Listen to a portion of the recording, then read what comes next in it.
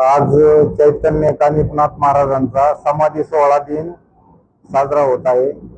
या दिवसाला रंगपंचमी हा मुहूर्त आहे। आज भाविक काठीची घरी स्थापना करून ते आज नाथांच्या भेटीला आणतात।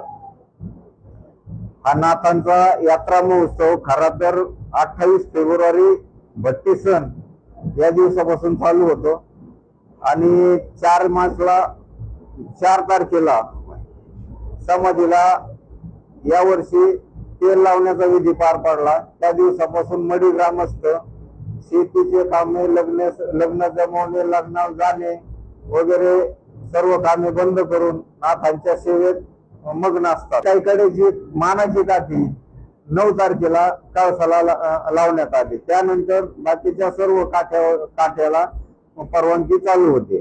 त्यानंतर 19 मार्च हा आजचा दिवस नाथ समाधी दिन म्हणून पाळला जातो। या दिवशी नाथांनी समाधी घेतलेली आख्यायिका आहे आणि त्यानुसार आज सर्व भारतातून नाथ भक्त दर्शनासाठी मडीला येतात।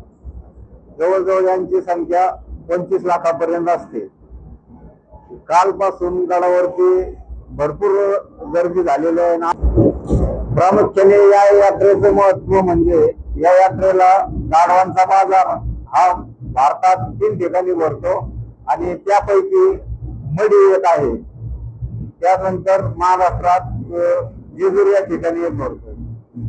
या दिवशी जवळजवळ 20 ते 25 लाख भाविक मडीत दाखल होतात आणि या दिवशी भाविकांची सोय म्हणून देवस्थानतर्फे चोऱ्याचं प्रमाण प्रत्येक वर्षी थोडं वाढलेलं होतं। या वर्षी जवळजवळ आमच्या देवस्थानवर 100 CCTV आहेत आणि आम्ही 120 ते 125 मंदिर सोडून यात्रेच्या परिसरात चौकात बसवले आहेत। त्याच्यामुळे चोरीचं प्रमाण 1% आलेलं आहे आणि भाविकांना पण चोरीचा जो फटका बसत होता, जाण्याला पैसे राहत नव्हते, त्यातून भाविकांची सुटका झाली आहे। मुख्यतः कालपासून दर्शनबारी चालू आहे। दर्शनबारीमध्ये उन्हाळा असल्यामुळं भाविकांतर्फे देवस्थान ट्रस्टने पिण्याच्या पाण्याची सोय केलेली आहे। 250 ml ची बिस्लरी बॉटल थंड करून भाविकांना देण्यात येते।